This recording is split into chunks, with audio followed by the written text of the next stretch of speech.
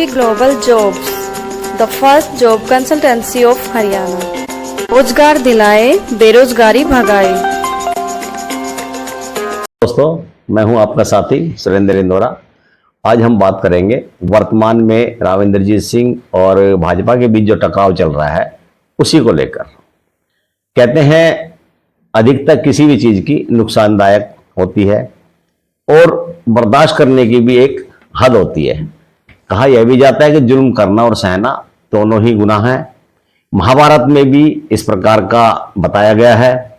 आपको याद होगा महाभारत में दिखाया था कि शिशुपाल भगवान श्री कृष्ण की मौसी के लड़के थे, वो हमेशा उनसे चिढ़ते थे और कुछ कुछ उनको बोलते रहते थे, अपशब्द उनके बारे में बोलते रहते थे। उस दौरान सभी देवी देवता उनसे कहते थे कि भगवान ये आपके खिलाफ में उल्टा सीधा बोलते, आप उनको सजा नहीं देते।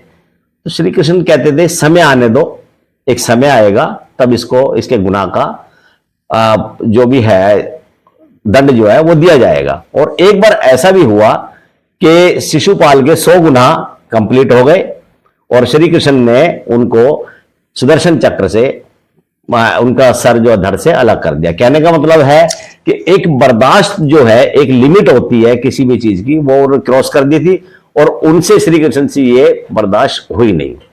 वर्तमान में जो स्थिति है राव इंद्रजीत सिंह और भाजपा में, तो राव इंद्रजीत सिंह में और भाजपा में इस समय टकराव है। इसका भी कारण यही है कि राव इंद्रजीत सिंह की भी बर्दाश्त की अब हद हो गई है। इसको हम गहराई से समझाते हैं कि 2014 के चुनाव से पहले राव इंद्रजीत सिंह भारतीय जनता पार्टी में शामिल हुए थे कांग्रेस को छोड़कर।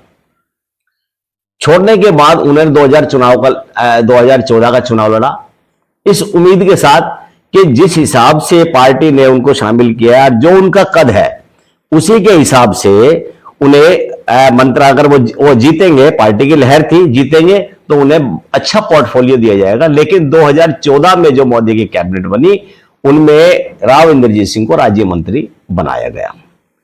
खैर उन्होंने उसको बर्दाश्त किया। 2014 में ही विधानसभा के चुनाव आए तो राव इंद्रजीत सिंह यह कहते रहे कि भाई 14 दक्षिणी हरियाणा का मुख्यमंत्री होना चाहिए। उन्होंने सोचा कि अगर मैं ज्यादा सीटें यहां से जितनी मेहनत कल तो उनका अच्छा है ही दक्षिणी हरियाणा में, इसमें कोई शक नहीं है, काफी वजनदार नेता है वो। तो उन्होंने ये सोचा था कि 2014 में अगर जो टिकटें मुझे मिली है इनको मैं जितवा के दूंगा तो पार्टी मेरे बारे में सोचे कि हो सकता है सीएम भी बना दे। और उन्होंने अपने तरफ से ये बात भी पब्लिक के बीच में आम की कि दक्षिणी हरियाणा को उनका सीएम चाहिए। लेकिन 2014 के विधानसभा चुनाव में भारतीय जनता पार्टी सत्ता में आई, लेकिन राव इंद्रजीत सिंह जी को कुछ नहीं मिला, वो वहीं के वहीं रहे। और खैर इस बात को भी उन्होंने दुख तो हुआ लेकिन ज्यादा वो नहीं किया। फिर 2019 की बात आ गई। 2019 में उन्होंने उम्मीद लगाई कि 2019 में शायद लोकसभा चुनाव जीतने के बाद उन्हें अच्छा पोर्टफोलियो कैबिनेट में मिले, लेकिन 2019 में भी 2014 को ही दोहरा दिया गया। विधानसभा के चुनाव आए, उसमें भी इंद्रजीत सिंह ने काफी मेहनत की और उनकी जो टिकटें मिली वो टिकटें उनको जीत भी हासिल हुई। लेकिन स्थिति वही 2014 वाली रही, विधानसभा में भी और लोकसभा में भी। वही पोर्टफोलियो राज्य मंत्री का 14 में था और वही 19 में। वही विधानसभा में 14 में खट्टर को मुख्यमंत्री बना दिया और 19 में भी मनोहर लाल खट्टर को ही मुख्यमंत्री बना दिया। यहां भी उनकी उम्मीदों पर पानी फिर गया। अब बात आ रही थी 2024 के चुनाव की। इंद्रजीत सिंह को शायद उम्मीद होगी कि 24 में तो जरूर कुछ हो जाएगा। 2024 के जो लोकसभा चुनाव हुए उसमें भारतीय जनता पार्टी की हालत बहुत ज्यादा अच्छी दिखाई नहीं दी। चुनाव का परिणाम भी बता रहा है कि 5 सीटें उनको मिली, 5 उनको गंवानी पड़ी। फिर भी राव इंद्रजीत सिंह अपनी सीट निकालने में कामयाब रहे। वो अलग बात है कि उनका जो जीत का जो डिफरेंस था वो बहुत कम रहा, अपेक्षाकृत कम रहा।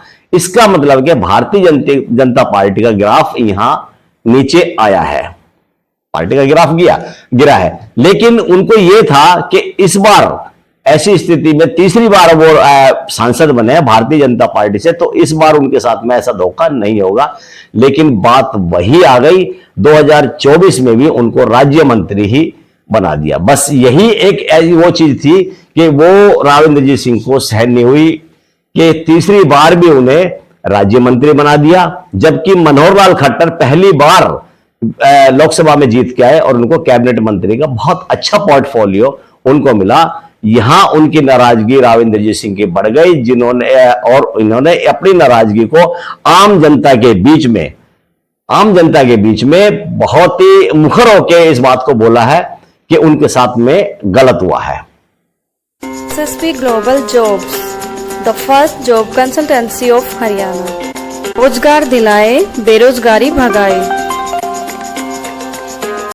इसको बुलाना चाहते हैं। वो कहते हैं कि मेरे साथ में जो मेरे साथ में अन्याय हुआ है, मैं इसको सहन नहीं कर सकता। अब पार्टी को इस बारे में सोचना पड़ेगा कि मैं भी पार्टी को यह बताऊंगा कि राव इंद्रजीत सिंह भी अपनी पावर रखते हैं, उनके साथ में अगर गलत हुआ है तो वो भी गलत करने में पीछे नहीं हटेंगे। शायद ऐसा सोचते हो वो, लेकिन ऐसा भी नहीं है। लोग भी कहते हैं वैसे ऐसी कुछ नहीं है, लेकिन क्या अपनी बात तो जो अपना राइट है वो जरूर चाहते हैं और उसी बात को लेकर वो नाराज है। अब 2024 का लोकसभा चुनाव संपन्न हो चुका, 2024 का विधानसभा चुनाव आ गया। अब राव इंद्रजीत सिंह ने अपनी शर्त रख दी है कि टिकटों को लेके उन्होंने शर्त रख दी है कि मुझे भाई इतनी टिकटें चाहिए, लेकिन भारतीय जनता पार्टी उस पर शायद सहमत नहीं हो रही है। गुड़गांव में भी जो मीटिंग हुई है, केंद्रीय नेतृत्व की भी मीटिंग हो चुकी, कल भी मीटिंग थी, प्रधानमंत्री नरेंद्र मोदी जी की अगुवाई में मीटिंग हुई है। उसमें क्या हुआ है क्लियर अभी कुछ नहीं आया है, लेकिन इतना जरूर है कि अगर भारतीय जनता पार्टी ने राव इंद्रजीत सिंह की बात नहीं मानी, राव इंद्रजीत सिंह भी जानते हैं और भारतीय जनता पार्टी भी जानती है कि अगर उन्होंने इनकी बात नहीं मानी तो भारतीय जनता पार्टी को इस क्रिटिकल कंडीशन कहा जा सकता है भारतीय जनता पार्टी के लिए इस बार के चुनाव में, क्योंकि ग्राफ उनका लगातार लोकसभा चुनाव में गिरा है, सीटें भी कम आई थी। तो अगर राव इंद्रजीत सिंह की बातों को नहीं मानते, भारतीय जनता पार्टी को दक्षिणी हरियाणा में खासा नुकसान हो सकता है। अब देखना यह है पार्टी को कि वो राव इंद्रजीत सिंह को किस तरह मनाती है। हालांकि सूत्रों से खबर यह भी आ रही है कि भारतीय जनता पार्टी ने राव इंद्रजीत सिंह के सामने सरेंडर कर दिया है। खट्टर साहब भी उस चुनाव समिति में है। खट्टर साहब की और राव इंद्रजीत सिंह की काफी ठनी रही है हमेशा, उनको कभी भी उनके आपस में नहीं बनी। एक किसी अधिकारी ने तो यह भी घोषणा की है उसमें कि राव इंद्रजीत सिंह के कहने से खट्टर साहब ने तो कभी एक चपरासी का ट्रांसफर भी नहीं किया। कहने का मतलब है उनके बीच में संबंध ज्यादा अच्छे नहीं रहे, लेकिन अब खट्टर साहब भी चाहते थे दक्षिणी हरियाणा में उनके आदमियों को टिकट मिले, लेकिन राव इंद्रजीत सिंह ने ऐसी कंडीशन सी लगा रखी है कि भाई टिकटें जो मिलेंगी, कुछ सीटें 7 है, 8 है, 6 है, वटएवर जो भी है, कि वो उनके कहने से टिकट दी जाएगी। और जिन टिकटों की वो बात कर रहे हैं, विशेष तौर पर बावल और कोसली और बावल पे राव साहब ज्यादा अड़े हुए हैं जैसा सुनने में आ रहा है। लेकिन इन सीटों पे अड़ने का एक और भी कारण है कि राव इंद्रजीत सिंह चाहते हैं कि इस बार शायद जो सुनने में आया है कि बावल की टिकट उनके अनुसार दूसरे व्यक्ति को दी जाए। अब डॉक्टर बनवारी लाल दो टाइम के एमएलए हैं, मंत्री भी रहे, काफी अच्छी पहचान भी है। अब इनको लेके उनके बीच में क्या नाराजगी है ये तो वो ज्यादा बेहतर बता सकते हैं, लेकिन राव साहब ये चाहते हैं कि वहां से टिकट किसी नए चेहरे को दी जाए। अब नया चेहरा कौन है, बात तो किसी संजय मेहरा को लेकर आ रही है, लेकिन ये कोई पुख्ता जानकारी नहीं है, सिर्फ कयास लगाए जा रहे हैं।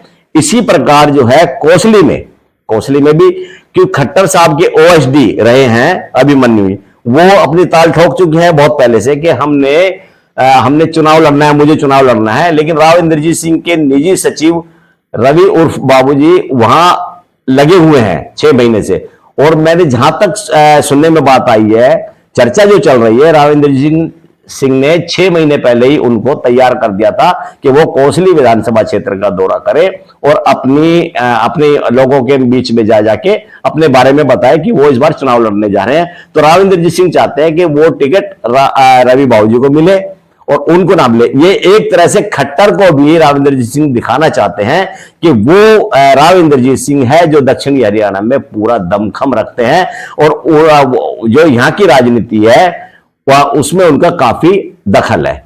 लेकिन अब देखना यह है कि पार्टी जिस प्रकार से, सुनने में तो यही आ रहा है कि पार्टी ने सरेंडर कर दिया, राव साहब की सारी बातें मानी जा रही है, लेकिन क्या है कि सब कुछ समय के गर्भ में जब तक क्लियर नहीं हो जाता, जब तक कुछ नहीं कहा जा सकता। आप भी चुप है और हम भी चुप है। देखते रहिए हमारे चैनल में। धन्यवाद।